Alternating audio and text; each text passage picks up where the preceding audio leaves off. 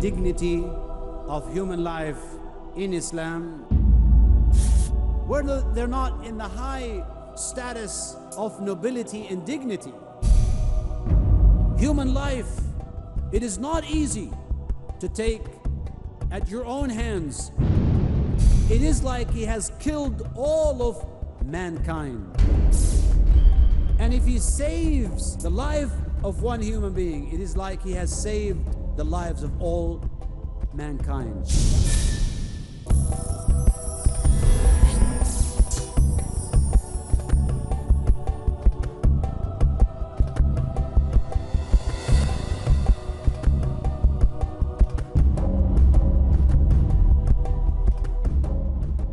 In Islam, there is a right for life and right to be indeed living in this honor. Let me say, as I quote one of the researchers here, Brother Ali Ullal, who states, and I'm quoting, Islam alone is responsible for major human developments, among them the following: turning human thought away from superstition, love for the unnatural and inexplicable, and monasticism, and towards a rational approach, a love for reality, and a pious and balanced worldly life, inspiring the urge for rational and scientific research, proofs to verify the truth of established convictions, opening the eyes of accustomed to identifying Allah or God with natural phenomena, leading people away from the path of baseless speculation and towards that of rational understanding and sound reasoning based on observation, experimentation, and research, defining the limits and functions of sense perceptions, reason, intuition, and spiritual experience. Look, Allah and the Quran are emphasizing reasoning and the use of mind for the benefit of the human race. And let me say that the Cairo Declaration of Human Rights in Islam emphasizes these points even clearer by saying, in contribution to the efforts of mankind to assert human rights, to protect man from exploitation and persecution, and to affirm his freedom and right to a dignified life in accordance with the Islamic Sharia, convinced that mankind, which has reached an advanced stage in materialistic science, is still and shall remain in dire need of faith to support its civilization, as well as a self-motivating force to guard its rights, believing that fundamental rights and freedoms according to Islam are an integral part of the Islamic religion, and that no one shall have the right as a matter of principle to abolish them either in whole or in part, or to violate or ignore them, inasmuch as they are binding divine commands which are contained in the revealed books of Allah, and which were sent through the last of His prophets to complete the preceding divine messages, and that safeguarding those fundamental rights and freedoms is an act of worship, whereas the neglect of violation thereof is an abominable sin, and that the safeguarding of those fundamental rights and freedoms is an individual responsibility of every human person and a collective responsibility of the entire ummah. It is so important that we do have a responsibility as individual as well as the whole collective members of the ummah to reinstitute these rights, and we have to convey to the world their nobility and dignity as Allah created them in that fashion. And we have to get rid of all these things that were added through the march of history back again to the straight path. Let me conclude with these words that I borrow from one of the writers in this regard, who wrote on human rights and the dignity of man by saying, Islam condemns and rejects all forms of terror. I feel ashamed when I hear that Muslims are breaking the law of Islam. I sincerely apologized to those who have suffered due to any senseless action of so-called Muslims. Islam is firm in asserting that the end cannot justify the means. Allah says, إِنَّ الْحَسَنَاتِ يُذْهِبْنَ السَّيِّئَاتِ ذَلِكَ ذِكْرَى لِلذَّاكِرِينَ. Verily, good deeds wipe out the bad deeds. It is a remembrance for those who remember. Islam says that evil is to be eliminated by good. We must address the root causes of terrorism, hatred, and hurt. Unless we do this, irrational people will continue to commit heinous crimes against humanity. We must eliminate injustice and exploitation. Pray to overcome hatred and violence in ourselves and rededicate ourselves to peace. There is a famous saying among Muslims which says, remember, evil is not in the body, evil is in the mind. Therefore, harm nobody, just change the mind. وآخر دعوانا أن الحمد لله رب العالمين وصلى الله وسلم وبارك على نبينا محمد والسلام عليكم ورحمة الله وبركاته. Jazakallah khaira, Dr. Ahmed Ibn Saifuddin, for a truly inspiring and amazing talk. Just a run through of the format of how the question and answer session will be is we have 2 mics, one at the front for the brothers and one in the rear for the sisters. As always, we do give a preference for questions to non-Muslims, so if you do wish to ask a question, just ask one of the volunteers and they will put you to the front of the queue. All of the questions that are asked must be relevant to the topic. If they are not relevant to the topic, we will go to the next person in the queue. Please keep your questions short and concise and ask only one question at a time. Again, if you do ask more than one question, only the first one will be answered and then we'll go to the next person waiting. And lastly, do not forget to state your name and your profession once you ask the question. So once we're ready, we'll start with the question from the first mic. Assalamu alaikum, Sheikh. My name is Moinuddin Pathan. I am a student. Sir, in the beginning of your talk, you quoted one ayat from the Surah Al Imran where it says, Kun fayakun. When Allah wants something to do, He just says, be and it is. Then why did Allah take 6 days to create this universe? Many non-Muslims pose this question. Thank you so much. Let me say briefly, because I know many people who are waiting to ask questions. The point is, Allah subhanahu wa ta'ala did not choose, as He created the universe and other creatures, to say be and it is, but rather He chose to create Adam with His own hands. And that's a sign of nobility. But even more, which I forgot to mention, but now thank you for raising the question. What is in the heavens and the earth was created for man. Allah subhanahu wa ta'ala says in the glorious Quran, أَلَمْ تَرَ أَنَّ اللَّهَ سَخَّرَ لَكُم مَا فِي السَّمَاوَاتِ وَمَا فِي الْأَرْضِ جَمِيعًا مِنْهُ وَسَخَّرَ لَكُم مَا فِي السَّمَاوَاتِ وَمَا فِي الْأَرْضِ جَمِيعًا مِنْهُ إِنَّ فِي ذَلِكَ لَآيَاتٍ لِقَوْمٍ يَتَفَكَّرُونَ. This is in Surah 45, Ayah 13. He made subservient for you what is in the earth and what is in the heaven. So that is all together from Him. Indeed, there are signs for those who think. So the point is, everything that was created is for us humans. This is a plus honor in order to hold man responsible, but at the same time dignified to that high extent. The next question from the sister. Assalamu alaikum. Walaikum assalam. My name is Nurjaha and I'm a student. My question is that are there any other aspects of human dignity besides what you covered in your talk?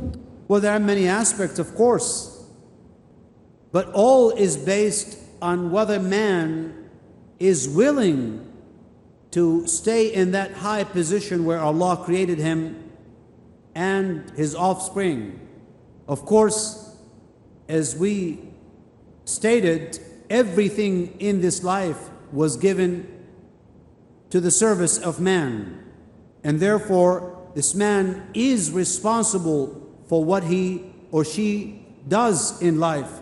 That gives us or shows us the heavy burden that we carry in our shoulders. In fact, this is called a trust. إِنَّا عَرَضْنَا الْأَمَانَةَ عَلَى السَّمَاوَاتِ وَالْأَرْضِ, as the Quran says, إِنَّا عَرَضْنَا الْأَمَانَةَ عَلى السَّمَاوَاتِ وَالْأَرْضِ وَالْجِبَالِ فَأَبَيْنَ أَن يَحْمِلْنَهَا وَأَشْفَقْنَ مِنْهَا وَحَمَلَهَا الْإِنسَانُ إِنَّهُ كَانَ ظَلُومًا جَهُولًا. The heavens and the earth and the mountains were asked to carry this amana and trust, which is the responsibility of ibadah, responsibility with given us when we are given the intellect, choice of will and the freedom to do right or wrong, but they all abstained from that. But then man came and carried that responsibility. Yes, it is an honor, but at the same time, it's a great burden and responsibility and trust. And think of how many people are fulfilling that trust and they're just acting upon this great honor that was given to man. The next question from the sisters. Assalamu alaikum. Alaykum assalam wa rahmatullah. My name is Nazneen and I'm in standard 9, and my question is that if humans are such a dignified creation of Allah, then why are they driven to do evil? Okay. Well, again, this is the test. And Allah subhanahu wa ta'ala created, as you know, Adam and Eve, and then they were settled in heaven. But then, as Allah asked them not to eat from the tree, Shaitan came to them and inspired in their own ears that they need to eat from that tree, which was prohibited for them. But they did. And out of this, Allah subhanahu wa ta'ala brought everyone, Shaitan and both Adam and Eve, to earth. And therefore, it is Allah's destiny, based on His knowledge and wisdom, that we are faced with this enemy throughout our lives. And from the time we are born until the time we die, every one of us is subject to this animosity and struggle with Shaitan, because Shaitan wants to get as many people with him to hellfire, and we need to save ourselves. And that's why we need to do well. We need to fight the inspiration of Shaitan in our hearts and minds. And Allah gave us this, and it's so simple and easy, as long as we hold to what Allah taught us and told us to do, which is to keep His obedience, to stay away from His prohibitions, to remember Him at all times. The Shaitan will not have any access to us. It is a test, and it is how we were created. We were created in order to face this responsibility and to face this enemy. And if we're successful, we will be saved. And if not, we will not be saved. And that's how this life came about. The next question from the front mic. Assalamu alaikum, Sheikh. Alaykum assalam wa rahmatullah. In Surah Infitar, there's a verse, Ya ayyuhal insanu ma garraka bi rabbikal kareem, allazi khalaqaka fasawwaka fa'adalak. Here Allah subhanahu wa ta'ala addresses a human being and says, Khalaqaka fasawwaka fa'adalak, mentions three things. Could you please explain these three things? Thank you so much. Well, actually, again, this is one added verse to support what I said earlier, that Allah subhanahu wa ta'ala created man, the human being, in the best of fashion. Sawwaka. He made you in the perfect form. Fa'adalak, even in the best, moderate. He made you so even, so perfect for your own nature. And therefore you are ready to perform the duty that was given to you. So why are you not aware of this? Ya ayyuhal insan ma gharraka. What is taking you away from this responsibility? So this is what the ayah is showing us again, the favor of Allah subhanahu wa ta'ala when He created him in the best fashion and form to do the duty and carry that responsibility. Thank you. Jazakallahu khairan. The next question from the sister. Assalamu alaikum. My name is Sophia Roshan and I'm a student. My question is, if God has created heaven and hell for both human and jinn, and they both will have to pay for their deeds, then why are human beings given more honor than jinn? Honor has been given to both humans and the jinn, by the way, since they are responsible.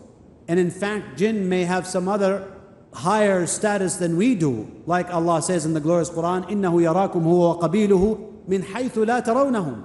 So they are able to see us while we're not able to see them. Allah has given them more ability to move faster, to transfer from one place to another, to do certain things, to harm humans, while humans may not be able to harm them in that way. So jinn have their own particular status. But for Allah subhanahu wa ta'ala choice and wisdom, He gave humans more rights as He created them with those own hands.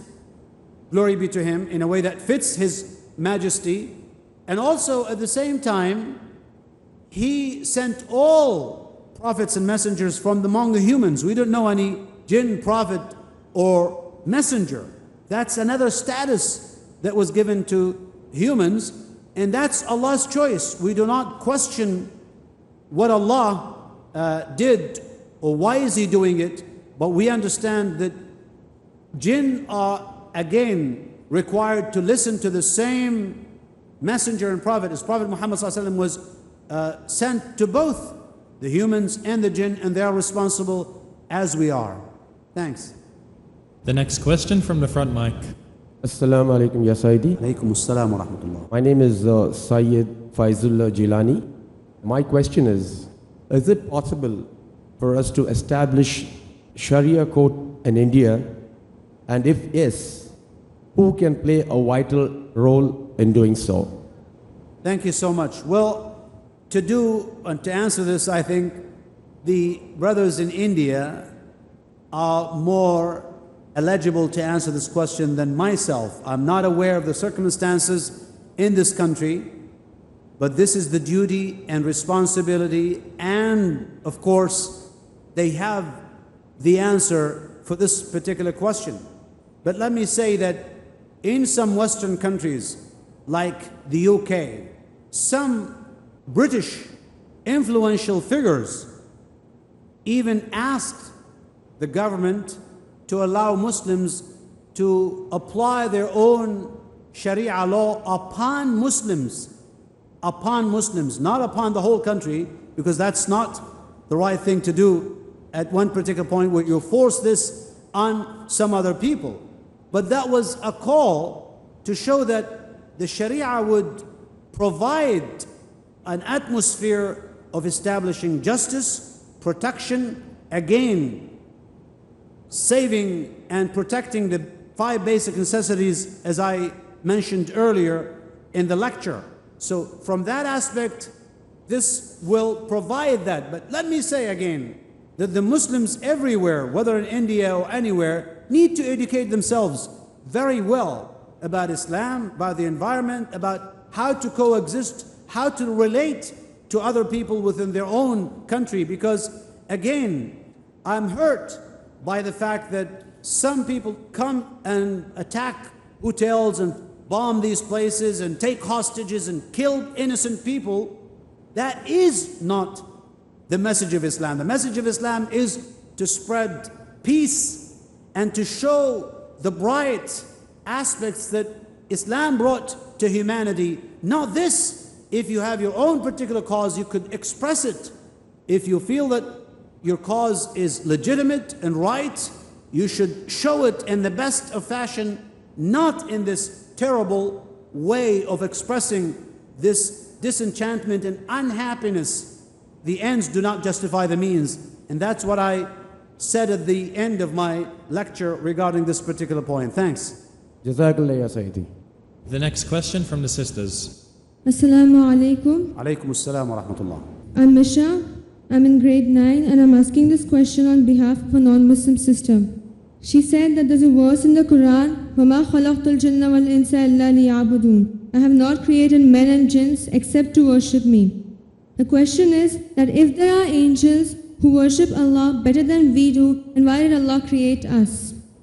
I think the question was answered earlier because we are put here as a test. And the angels here were created for some other purpose. That's why they were created to obey Allah, because they are commanded to do certain things in order to help men and jinn to do their own responsibility, which is to worship Allah.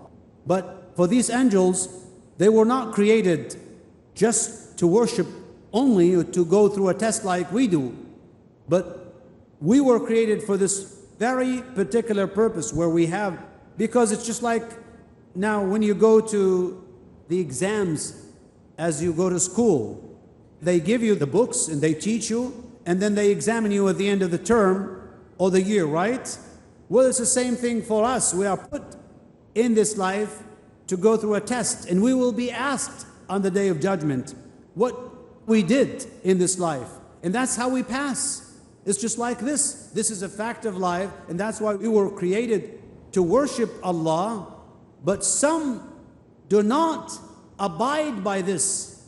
And look, only humans and jinn were exceptional in their own submission, because Allah gave them the freedom of will and choice. Look, in Surah Al-Hajj, Allah subhanahu wa ta'ala says, وَلِلَّهِ يَسْجُدُ مَنْ فِي السَّمَاوَاتِ وَمَنْ فِي الْأَرْضِ وَالشَّمْسُ وَالْقَمَرُ وَالنُّجُومُ وَالْجِبَالُ وَالشَّجَرُ وَالدَّوَابُ وَكَثِيرٌ مِّنَ النَّاسِ. Then, وَكَثِيرٌ حَقَّ عَلَيْهِ الْعَذَابُ وَمَنْ يُهِنِ اللَّهُ فَمَا لَهُ مِنْ مُكْرِمٍ. This ayah is directly related to our topic of dignity and nobility, because all of what is in the heavens, all of those who are in the heavens and the earth, do prostrate and submit to Allah, including Shams, the sun, and the moon, and the various stars, and the mountains, and the trees, and many of the people. Yet some choose not to do so. And if Allah allows some to disgrace themselves, then they have no one to give them nobility. وَمَن يُهِنِ اللَّهُ فَمَا لَهُ مِن مُكْرِمٍ. That's why this is a test for us. All right? That is all the time that we do have the question and answers. So a very big thank you to our dear Sheikh, Dr. Ahmed Ibn Saifuddin. Jazakallah khairan. Assalamu alaikum wa rahmatullahi wa barakatuh.